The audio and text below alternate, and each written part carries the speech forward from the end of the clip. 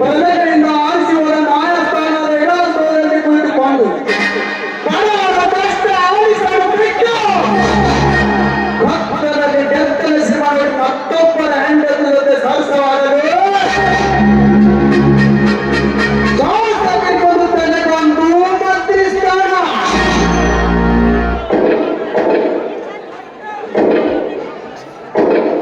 ಇದ್ದರನ್ನು ಕಾಪಾಡಕ್ಕೆ ಜಾತಿ ಅನ್ನುವ ಕವಚ.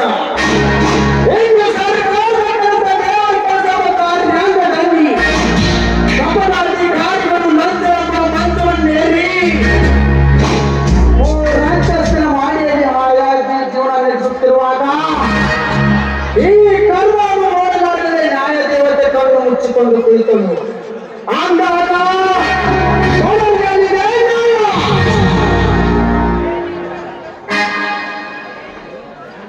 ಏಳಿಗೆ ಹಾಕಿ ಅವು ಸಮಾಧಿಯ ಮೇಲೆ ರಾಜಕೀಯವನ್ನು ಮಾಡಿ ಬದುಕುವ ಬಂದ ರಾಜಕಾರಣಿಗಳ ಚಂಡಾಧಿಕಾರಿಗಳಿಗೆ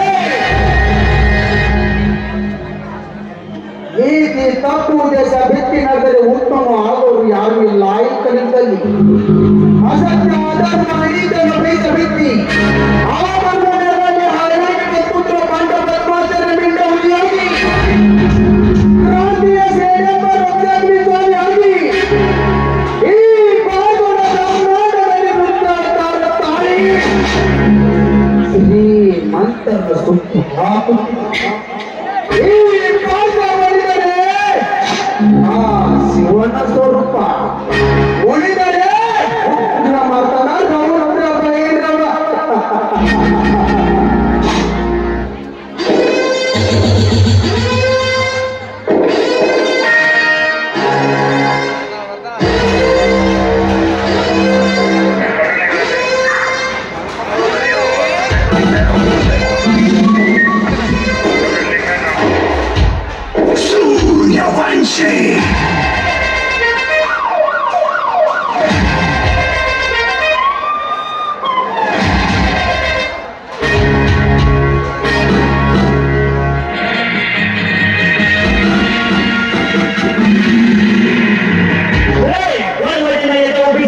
ಪೊಲೀಸ್ ಅಧಿಕಾರಿಯಾಗಿ ನನಗೇನು ಕಂಪ್ಲೇಂಟ್ ಬರ್ತೀಯಲ್ಲ ಯಾರೇ ನೀನು?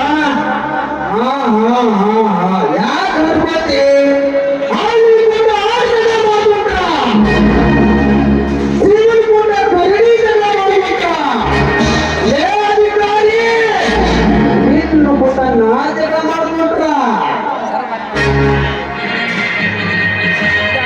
ಶ್ರೀಮಂತರಿಗೆ ಶಿವ ಸಂಭ್ರ, ಬಡವರ ಪಾಲಿಗೆ ಕರ್ಣ, ಇನ್ನು ದೀನ ದಲಿತರಿಗೆ ಸಮಾಜದ ಸೇವಕ. ಬಡವರ ಒಡಲನೆ ಕಿತ್ತು ತಿನ್ನುವ ಭ್ರಷ್ಟಾಧಿಕಾರಿಗಳು ಮಟ್ಟ ಹಾಕಲು ಮುತ್ತೈದರ ಗರ್ಭದಲ್ಲಿ ಹುಟ್ಟಿ ಬಂದಿರುವನು ಈ ಕಲಿಯುಗದಲ್ಲಿ ಭಾರತವ.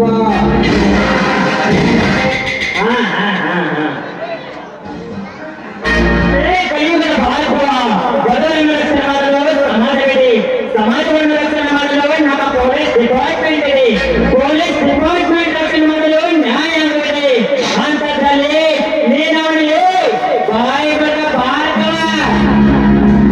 ಸಮಾಜ, ಪೊಲೀಸ್, ನ್ಯಾಯಾಂಗ ಏನಂದ್ರೆ ಬಡ ರೈತರನ್ನು ಮೌಲ್ಯ ಮಾಡಿ ಅದೇ ಮನೆಯಿಂದ ಶ್ರೀಮಂತರ ಮನೆಯ ವರ್ಗದ ಆಟ ಆದಾಯ ಬಿಡುತ್ತಿರುವಾಗ ಬದುಕುವ ಬಂದ ಸಮಾಜವಿದು. ಪುಂಡ ರಾಜಕಾರಣಿಗಳ ಕುಳಿ ಗಾಜಿಗೆ ಬಾಯಿ ಚಾಚಿ ನಂಬು ನಗರವಿಲ್ಲದೆ ಬಡವರ ಮೇಲೆ ಕೇಸು ಹಾಕಿ ಶ್ರೀಮಂತರ ಮನೆಯ ಕೈಯ ಭ್ರಷ್ಟ ಪೊಲೀಸ್ ಅಧಿಕಾರಿಗಳು ಎಷ್ಟಿಲ್ಲ ಈ ನಿನ್ನ ಡಿಪಾರ್ಟ್ಮೆಂಟ್. ಅಷ್ಟೇ ದೇವರಂತಿರುವ ನ್ಯಾಯ ದೇವತೆಗಳನ್ನು ಹಣ ಕಾಮಿಸಲು ಒಳಗಾಗಿ ಹೆಣಗಾಡುತ್ತಿರುವ ನ್ಯಾಯಮೂರ್ತಿಗಳನ್ನು ನೋಡಿಬಿಟ್ಟಲ್ವಾ? ಅಂತ ಮೇಲೆ ದೇವರಿಲ್ಲದ ಗುಡಿಯಲ್ಲಿ ಪೂಜಿಸಿದ ಫಲವೇನು? ಮಾತನಾಡುವ ಮತ್ತು ದರ್ಪದ ಪುಣ್ಯಗಳಿಗೆ ಮನೆಗೆ ಕಟ್ಟಿದ ಸೇರಿಸಿ ನ್ಯಾಯ ನೀತಿ ಧರ್ಮ ಕಾಪಾಡುವ ನಮ್ಮಂತ ಪೊಲೀಸ್ ಅಧಿಕಾರಿಗಳು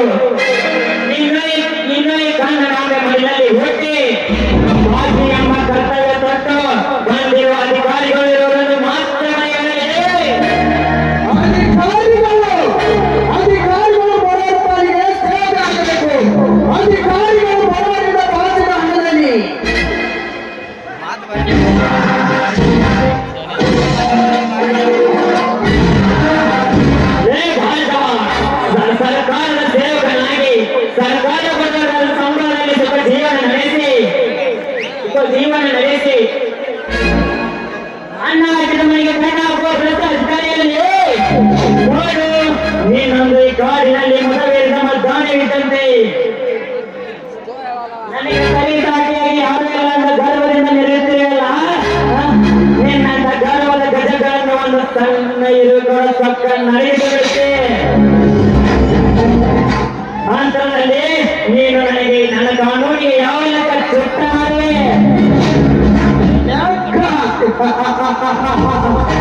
ಸುತ್ತ ಮಾಡಲು ಸೈಕಿನಿಂದ ಬಂದರೆ ಈ ನನ್ನ ಶಿರವಾದರೂ ಚಿಂತಿಸುವುದಿಲ್ಲ. ವೈರಿಗಳ ಬಿಸಿ ಕತ್ತರನ್ನು ಹರಿಸುವ ಸೇರಿಕೊಂಡು ಇವನು ಕರುಣೆಯಿಂದ ಬಂದರೆ ಕಲಿಯುವುದ ಕರುಣ ಶ್ರೀಕಂಠರೇ ಕಲಿಯುವ ಕೈಪಿದ್ದಾಗೆ ದೂರದಿಂದ ನೋಡಿ ಖುಷಿ ಪಡಬೇಕು. ಹತ್ತಿರ ಬಂದ ಸಾಕು. ನೀನು ಹೇಗೆ ದೂರವನ್ನು ಧೈರ್ಯ ಮಾಡಿ ನನ್ನಲ್ಲಿ ಎದುರು ಹಾಕಿಕೊಂಡೆ. ನಿನ್ನ ಗರ್ವವನ್ನು ಮಣ್ಣು ಮುಟ್ಟಿಸಿ ನ್ಯಾಯ ನೀತಿ ಧರ್ಮವನ್ನು ನನ್ನ ಕಾನೂನಿನ ಬಾಳನ್ನು ಬೆಳಗಿಸಿ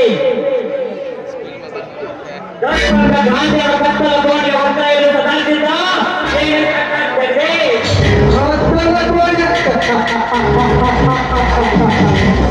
ಜಗದೀಶ್, ಹಿಂದೆ ಸ್ವಾತಂತ್ರ್ಯ ಹೋರಾಟ ಕಾಲದಲ್ಲಿ ಬ್ರಿಟಿಷರ ಕಾಲದಲ್ಲಿ ಕತ್ತಲ ಕೋಣೆಗೆ ನಮ್ಮ ಸ್ವಾತಂತ್ರ್ಯಗಾರರು ಹೋಗಲು ಭಯಪಟ್ಟಿದ್ದರೆ ಇಂದು ನಮಗೆ ಸ್ವಾತಂತ್ರ್ಯವೇ ಸಿಕ್ಕಿಲ್ಲ. ಸ್ವಾತಂತ್ರ್ಯ ಸಿಕ್ಕು ವರ್ಷಗಳೇ ನಡೆಸಿದರು. ಬಡವರ ಮತ್ತು ದೀನ ದಲಿತರ ಸುತಂತ್ರವನ್ನು ಕಸಿದುಕೊಂಡ ಹೋಗುತ್ತಿರುವ ಬಂಡ ಬದ್ಮಾಟದ ಬೆಟ್ಟವಳಿಯಾಗಿ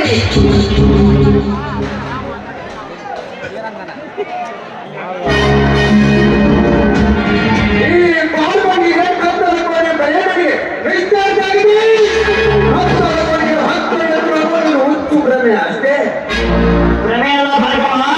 ಕಾನೂನು ಎಂಬುದು ಒಂದು ಬೆಂಕಿಯ ಕೆಂಡವಿದ್ದಂತೆ ಒಂದು ಸಾರಿ ತಾಗಿದರೆ ಸಾಕು, ಸಾಯುವವರೆಗೂ ಹೋಗುವುದಿಲ್ಲ ಆ ಸುತ್ತ ಗಾಯದನ್ನು. ಆವಾಗ ನಿನ್ನ ಇರು ವೇಷದ ಮಾತುಗಳು ತಾಳ್ಮೆ ಕಳೆದುಕೊಂಡು ಮೌನವಾಗಿ ಮಲಗಿಬಿಡ್ತೀಯ. ಎಚ್ಚರ. ಎಚ್ಚರಿಕೆ ಕೊಟ್ಟ ಅಚ್ಚನ ಹುಲಿಯನ್ನು ಮಾಂಸ ತಿನ್ನಲು ಬದಲು ಹುಲ್ಲನ್ನು ತಿನ್ನಬಹುದೇ? ಹಾಗೆಂದೆಂದಿಗೂ ಸಾಧ್ಯವಿಲ್ಲ. ಹುಲಿಯೊಬ್ಬರನ್ನೇ ಬೇಟೆ ಆಡಿ ಬಿಸಿ ರಕ್ತವನ್ನು ಕುಡಿಯುವ ಶಿವಾಂಶವನ್ನು ಹರಿದು ತಿನ್ನುವುದೇ ಈ ಗಂಡು ಹುಲಿಯದ ಗಾಂಭೀರ್ಯದ ಗಮ್ಮತ್ತು. ಅಂದಾಗ ಚಂಡನಂತೆ ಸರ್ವಾಭ ಏನಲ್ಲ ಈ ಭಾಗ್ಯವ. ಹಾಗೆಲ್ಲ ಮಂತ್ರಿಗೆ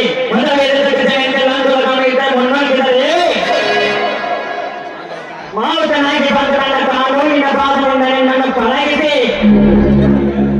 ಹೇಳಿದಂತೆ ಕೇಳುವಾಗಿ ಮಾಡದಿದ್ದರೆ ಇವನ್ ಇನ್ಸ್ಪೆಕ್ಟರ್ ಜಗದೀಶನೇ ಅಲ್ಲ. ಇನ್ಸ್ಪೆಕ್ಟರ್, ಹಾಗಾದರೆ ಈ ಬಾಲ್ಮನ ಸೇರಿನ ಸಂತನ್ನು ಬಿಚ್ಚಿಡುವೆ ಕೇಳಿ. ಹೆಣ್ಣು ಮಕ್ಕಳ ಮೇಲೆ ಅತ್ಯಾಚಾರ ಮಾಡೋ ಸಂಡರಿಗೆ ನೀವನು ಬಡವರ ಆಸ್ತಿಯನ್ನು ತಿಂದು ತೇಗುತ್ತಿರುವ ಶ್ರೀಮಂತರಿಗೆ ಮಕ್ಕಳನ್ನು ನಡೆಸುವ ಗಂಡು ನೀವನು.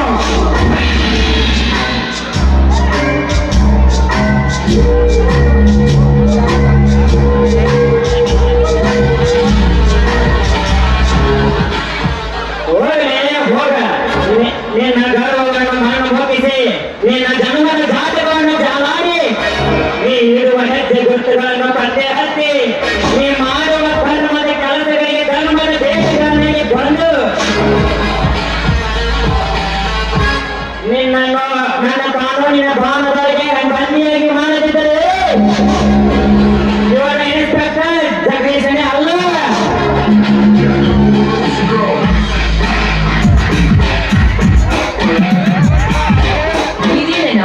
ದಾರಿಯಲ್ಲಿ ಯಾವ್ದಾದ್ರು ವಿಚಾರ ಮಾಡ್ತಾರೆ ಅಂತ ಹೇಳಿಲ್ಲ.